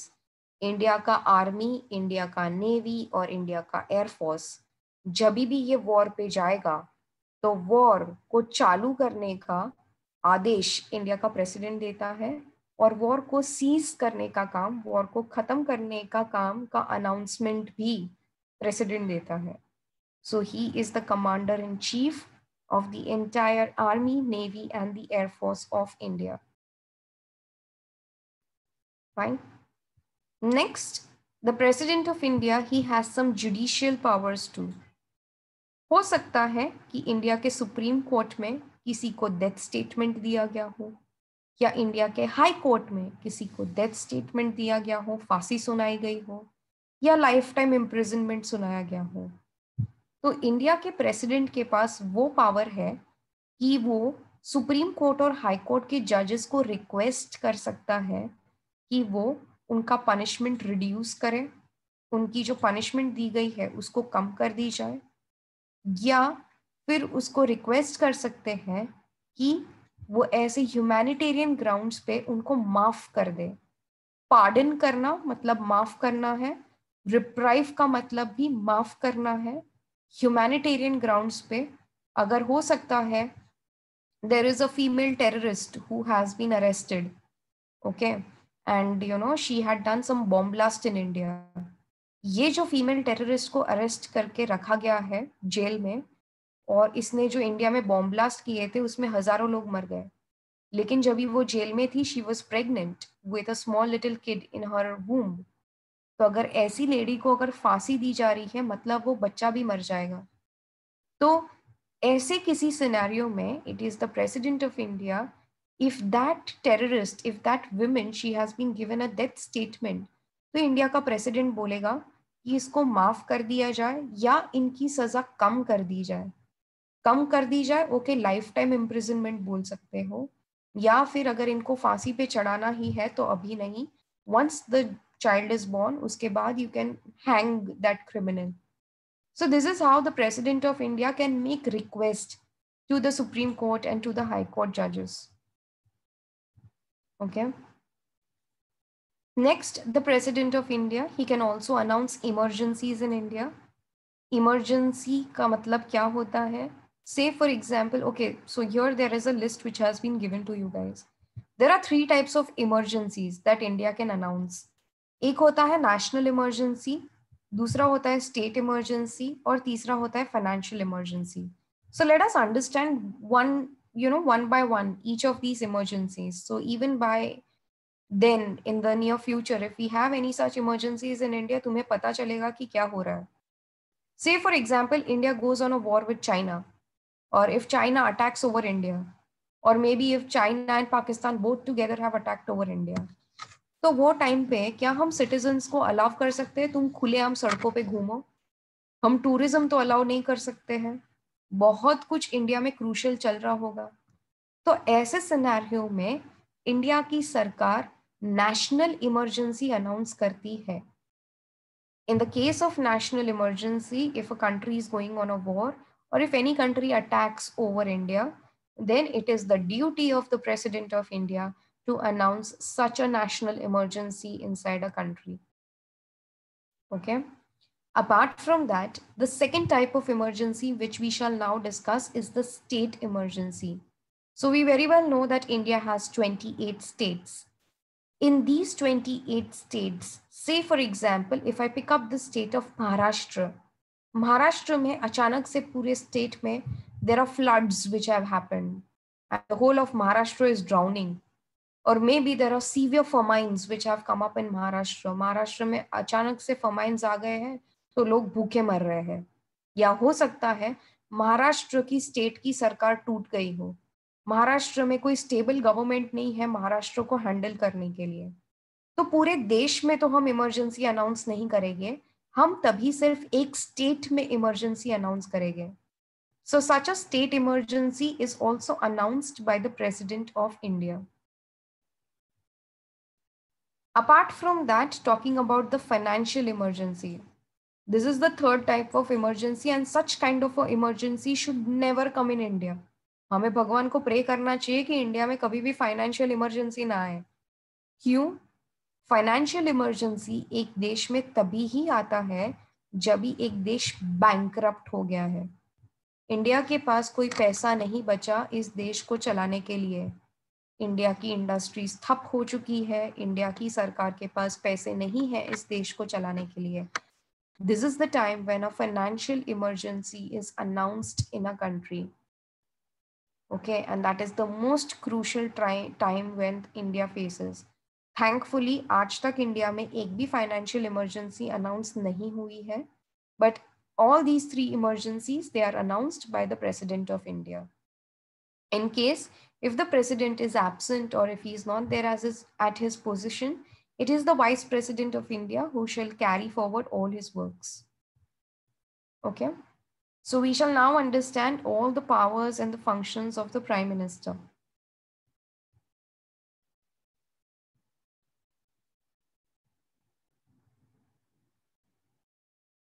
So there is a question being asked by Emmeline that if Lok Sabha just dissolves 1 month prior to its tenure getting over, then after 1 month will the Lok Sabha be formed again? See Emmeline, for your information, जभी भी एक Lok Sabha dissolve हो जाता है, whether it is before the tenure getting over or whether it is after its tenure getting over, the day on which Lok Sabha dissolves, it is the responsibility of the Indian government and the Election Commission that within in 6 months they are supposed to conduct elections and have a fresh new Lok Sabha. Okay, I hope you have got your answer. So there is another question which is there from Ishan. He's from JB Nagar.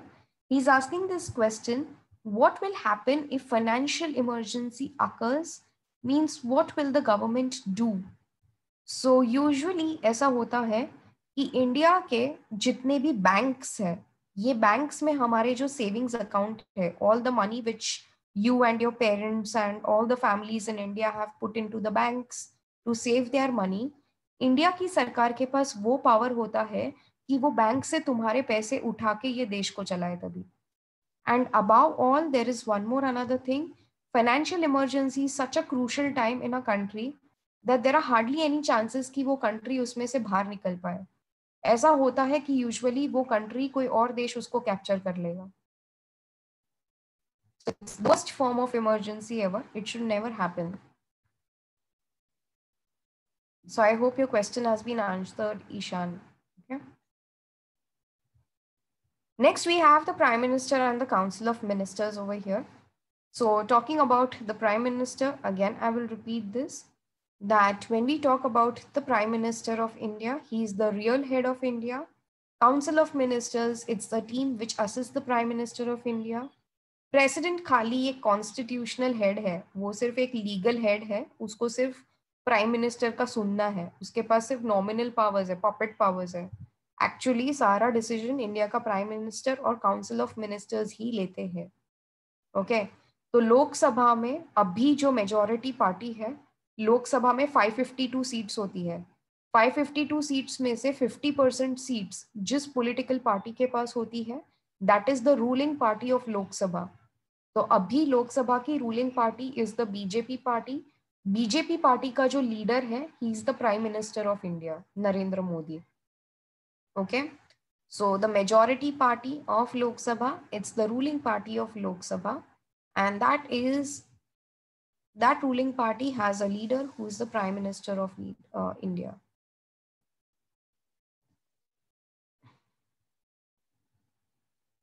So again, there is a question that if there is a financial emergency in India, is it a possibility that we shall fight against the Britishers all over again? This time, maybe not Britishers, but maybe China. Okay, so we don't know what is next. So we'll understand the functions of the Prime Minister. Okay, talking about the functions of the Prime Minister, his foremost task is to form the Council of Ministers. Prime minister जैसे ही अपनी position पे आता है, उसको सबसे पहले अपनी एक टीम तैयार करनी पड़ेगी, which is called as the council of ministers. वो ऐसे काउंसिल ऑफ मिनिस्टर्स को तैयार करेगा, वो ऐसे काउंसिल ऑफ मिनिस्टर्स को चूज करेगा जो प्राइम मिनिस्टर के बहुत ही ट्रस्ट वर्दी लोग हैं, जो प्राइम मिनिस्टर को बहुत ही सपोर्ट करते हैं और उनके ट्रस्टेड मेंबर्स हैं, क्योंकि ये देश की बात आती है. ओके, और वो ये भी देखेगा कि काउंसिल ऑफ मिनिस्टर्स में बैठने वाले लोग ये बहुत ही एक्सपर्ट हैं अपने टेक्निकल नॉलेज में, गवर्नेंस के नॉलेज में, अपने स्किल्स में, अपने एफिशिएंसी में. उनको देश को चलाना आना चाहिए. Next, prime minister, he is the one who shall allocate the portfolios to this council of ministers. मतलब कौन सा मिनिस्टर इंडिया का डिफेंस मिनिस्टर होगा, कौन सा मिनिस्टर इंडिया का फाइनेंस मिनिस्टर होगा, एजुकेशन मिनिस्टर होगा. ये अलग अलग पोर्टफोलियोज है, अलग अलग डिपार्टमेंट्स है, जो प्राइम मिनिस्टर खुद डिसाइड करेगा कि वो कौन बनेगा. Next, here we have this that wherein they say Prime Minister, he is supposed to supervise all the works of the Council of Ministers. Finance minister defence minister के साथ कैसे coordinate करता है, फाइनेंस मिनिस्टर इंडिया के education minister के साथ कैसे coordinate करता है, डिफेंस मिनिस्टर इंडिया के होम मिनिस्टर के साथ कैसे कोऑर्डिनेट करता है, अलग अलग डिपार्टमेंट का कोऑर्डिनेशन, कोऑपरेशन, सुपरविजन का काम इंडिया का प्राइम मिनिस्टर करेगा। काउंसिल ऑफ मिनिस्टर्स की जब भी मीटिंग होती है तो ये मीटिंग करवाने का काम, ये मीटिंग को चेयर करने का काम, it is the prime minister who shall do so. Next, it is the responsibility of the Prime Minister of India that he has to raise the image of the country at an international level. हम देखते हैं कि India का prime minister Narendra Modi वो try करते हैं कि India का नाम बना रहे, इंडिया ज़्यादा शाइन करे वर्ल्ड मैप पे, वो इंटरनेशनल लेवल पे इंडिया एक बहुत ही अच्छा देश हो। वो ट्राई करेगा अपने लोगों को सपोर्ट करना, और जब भी स्पेशली इंडिया के लोग किसी डिजास्टर में फंस चुके हैं तो ऐसे विक्टिम्स को सपोर्ट करने का काम भी प्राइम मिनिस्टर करेगा। So those are the functions of the prime minister. We shall now discuss the functions of the council of ministers now.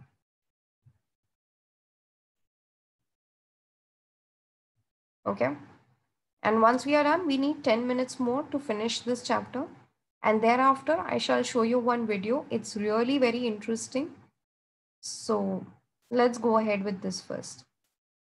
Okay, we shall now discuss the functions of the Council of Ministers. तो Council of Ministers का काम क्या है? सबसे पहले जब भी Council of Ministers की बात करें, they are the ones who initiate the law making process. जब भी कोई कानून बनाना होता है देश के लिए, तो कानून बनाने का काम, जो उसकी शुरुआत होती है, उसको इनिशिएट करने का काम, उसको शुरू करने का काम काउंसिल ऑफ मिनिस्टर्स करेंगे। They are the ones who will make schemes and policy plans for India. एक कानून बन जाने के बाद उसके ऊपर जो रूल्स और रेगुलेशंस बनते हैं, उसके ऊपर जो पॉलिसीज बनती है, स्कीम्स बनती है, उसको बनाने का काम भी काउंसिल ऑफ मिनिस्टर्स करेंगे। नेक्स्ट, इंडिया का एजुकेशन, इंडिया का एग्रीकल्चर, इंडिया की इंडस्ट्रीज, हेल्थ, फॉरेन रिलेशंस, इन सब को मेंटेन करने का काम काउंसिल ऑफ मिनिस्टर्स करते हैं वापस। All these council of ministers, they are already sitting in Lok Sabha and Rajya Sabha. So for sure, they are answerable to Lok Sabha and Rajya Sabha. वो जो भी decision लेंगे, वो जो भी काम करेंगे, इन सब चीज़ों के बारे में उनको पार्लियामेंट को बताना ही पड़ेगा। जब तक राज्यसभा और लोकसभा ये काउंसिल ऑफ मिनिस्टर्स पे अपना भरोसा रखती हैं, तब तक ये काउंसिल ऑफ मिनिस्टर्स अपनी पोजीशन पे बैठते हैं। And talking about any of the policy, हम देखते हैं अभी आया है education policy 2020, if you guys know about it.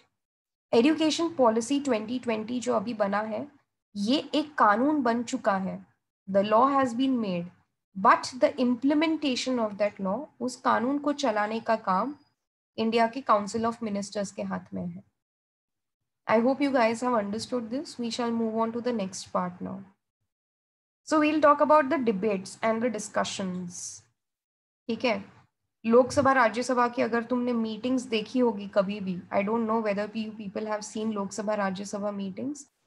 सो लोकसभा और राज्यसभा की जो मीटिंग्स होती है, ये मीटिंग्स में बहुत सारा डिस्कशन होता है किसी टॉपिक पे, किसी मुद्दे पे। ये डिस्कशन के साथ साथ डिबेट्स भी होते हैं। तो डिस्कशन और डिबेट्स जब तक नहीं होंगे, तब तक इंडिया को कभी भी कोई भी अच्छा कानून नहीं मिलेगा। So, in fact, we should say that discussions and debates are the integral part of making a law. ये सबसे जरूरी हिस्सा है एक कानून को बनाने का। And more than that, जब जब डिस्कशन होगा, तब तब हम देख सकते हैं कि लोकसभा और राज्यसभा के लोग वो स्क्रूटनाइज कर सकते हैं, वो एग्जामिन कर सकते हैं कि एक नया कानून बनेगा, वो कैसा बनेगा, उसके शॉर्ट कमिंग्स क्या है, वो कानून कहाँ पे ठीक नहीं है और कहाँ पे ठीक है। तो उस चीज को इम्प्रोवाइज करके एक अच्छा कानून इंडिया को दिया जाएगा। फिर Talking about the question hour next. What is question hour? जब जब लोकसभा और राज्यसभा अपनी मीटिंग शुरू करते हैं, this meeting it goes on from morning till late night. तो सुबह से लेके शाम तक जो मीटिंग चलता है, ये पूरे दिन की मीटिंग का जो पहला आवर होगा, ये पूरे दिन की मीटिंग का जो पहला सेशन होगा, जो पहला आवर होगा, it is called as the question hour. बहुत सारे क्वेश्चंस होते हैं लोकसभा और राज्यसभा के मेंबर्स को, जो उनको पूछने होते हैं प्राइम मिनिस्टर को और काउंसिल ऑफ मिनिस्टर्स को. So these questions are been submitted already to the council of ministers, to the prime minister, जहाँ पे वो क्रिटिसाइज भी करते हैं प्राइम मिनिस्टर को और काउंसिल ऑफ मिनिस्टर्स को. वो बताते भी है कि कहाँ पे वो लोग रॉन्ग है. और फिर उसके बाद प्राइम मिनिस्टर और काउंसिल ऑफ मिनिस्टर्स की ये जिम्मेदारी है कि वो बताए कि वो क्या काम कर रहे हैं, कैसे काम कर रहे हैं, वो देश के फायदे के लिए कैसे है.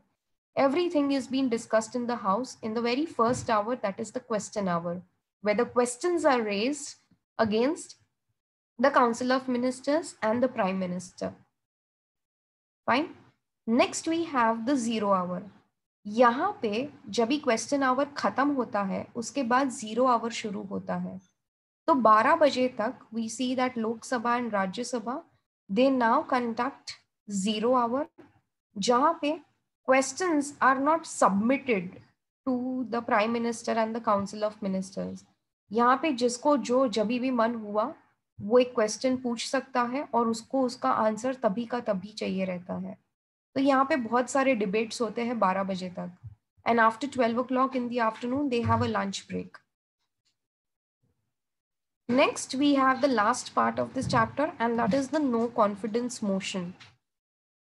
By any chance the council of ministers and the prime minister, if they are not answerable, if they cannot, answer the Lok Sabha or Rajya Sabha for the shortcomings of the government, जहाँ पे सरकार देश का कुछ भला नहीं कर सकती, या जहाँ पे देश की सरकार ने, प्राइम मिनिस्टर और काउंसिल ऑफ मिनिस्टर्स ने कुछ गलत किया है, और इस चीज का जवाब जब भी वो लोकसभा राज्यसभा को नहीं दे सकती, तो लोकसभा में जो मेजॉरिटी पार्टी है, बीजेपी पार्टी, अगर खुद अपने लीडर नरेंद्र मोदी के खिलाफ हो जाए, तो ये लोकसभा पूरा का पूरा मिलके वो नरेंद्र मोदी के खिलाफ वोट कर सकता है, वो काउंसिल ऑफ मिनिस्टर्स के खिलाफ वोट कर सकता है. That means Lok Sabha has lost the confidence in the council of ministers and even in the prime minister of India. तो यहाँ पे ये लोकसभा पूरा का पूरा डिसॉल्व हो जाएगा. काउंसिल ऑफ मिनिस्टर्स और प्राइम मिनिस्टर को रिजाइन करके अपनी पोजीशन से निकलना पड़ेगा. And this is how the Lok Sabha will dissolve before 5 years. And India will face fresh new elections before 5 years itself. I hope you guys have understood till here. In case if you have any queries, you can just post it in the chat box. Okay. As of now, I will post one video on the screen. You people can for sure see that video. It's really interesting. Okay. It's about Rashtrapati Bhavan. ये राष्ट्रपति भवन दिल्ली में आता है, जहाँ पे India का president रहता है. ये उसका घर है. Till the time he is the president of India, he stage in that Rashtrapati Bhavan. तो ये राष्ट्रपति भवन अंदर से कैसा है, उसमें कितने रूम्स है, कितना बड़ा है, all that is what we are gonna see. Rashtrapati Bhavan Britishers ने बनाया था, और आज के डेट में इंडिया का प्रेसिडेंट वहां पे रहता है. So just give me a minute. I shall quickly show you. 1 second.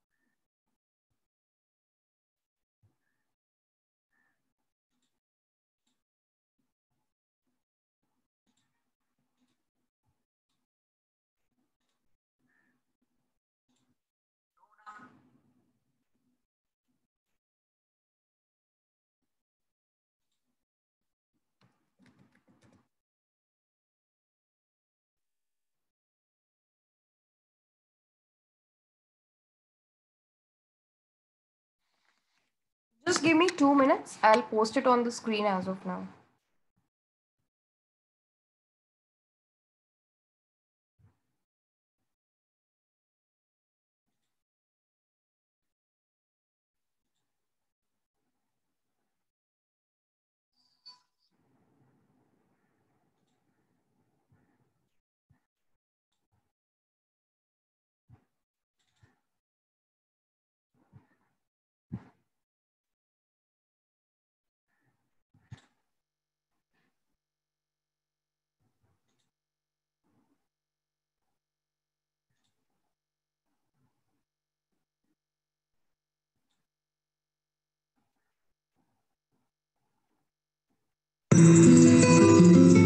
Welcome to Rashtrapati Bhavan, the office and home of the President of India.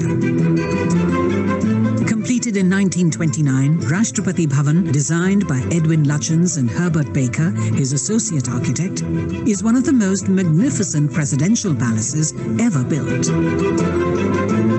The erstwhile symbol of colonial power and imperial domination is today representative of Indian democracy, of its inclusiveness, plurality, and secularism.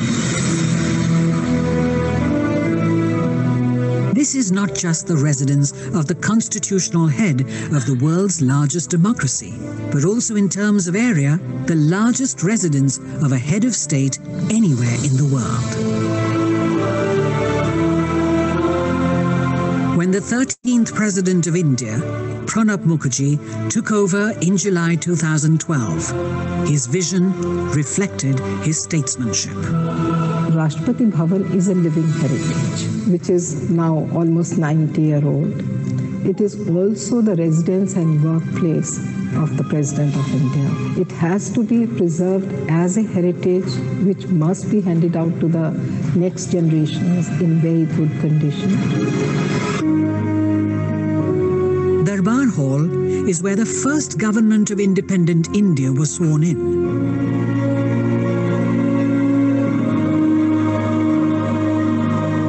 Lutyens designed new viceregal thrones for the Darbar Hall to replace those from Government House in Calcutta.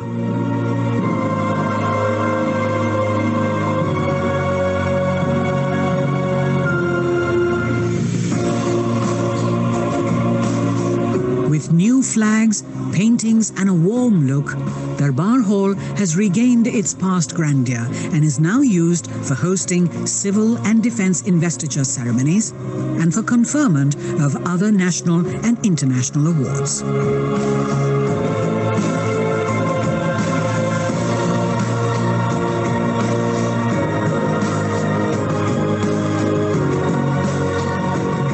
Next to Darbar Hall is the library. It is also described as the daughter of Darbar Hall.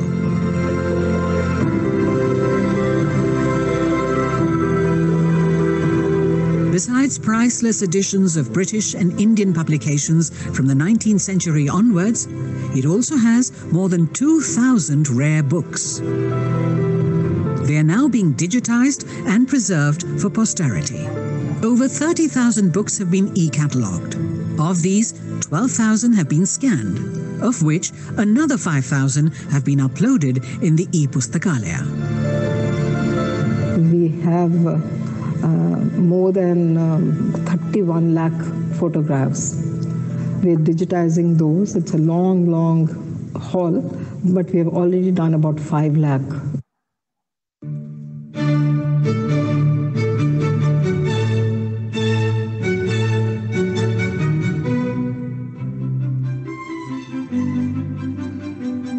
Ashoka Hall was originally built as a state ballroom.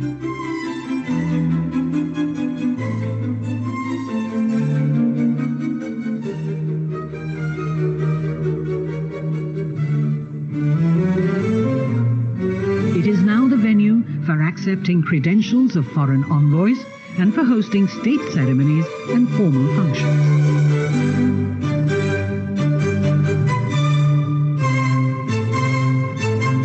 Embellishments on the ceiling, carpets and chandeliers have been redone and restored.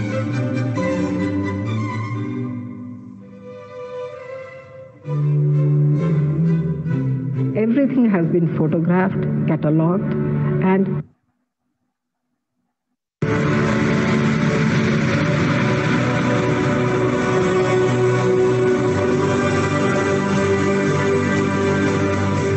Rashtrapati Bhavan, declared a Grade 1 heritage structure in 2009, is an iconic living heritage.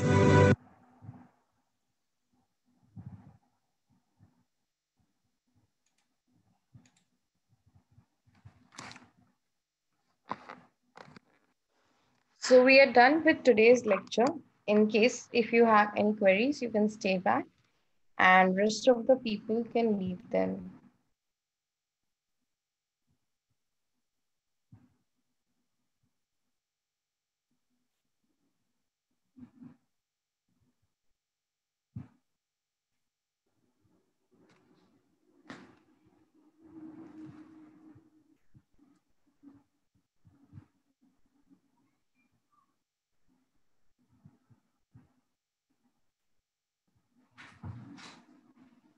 So there is a question which has been asked by Sneha. She's from Saidam, that who is the Vice President of India. I guess we had discussed this last time. It was Venkat Naidu. And next we have, is the Rashtrapati Bhavan same for every president who has been elected? So this question has been asked by Nishita from JB Nagar. Yes, it's the same for every president who is elected. So president, he is there at his position for 5 years. And for 5 years, while he is enjoying his position of the President of India, he lives here at this Rashtrapati Bhavan. And his office is also at the Rashtrapati Bhavan. Yeah.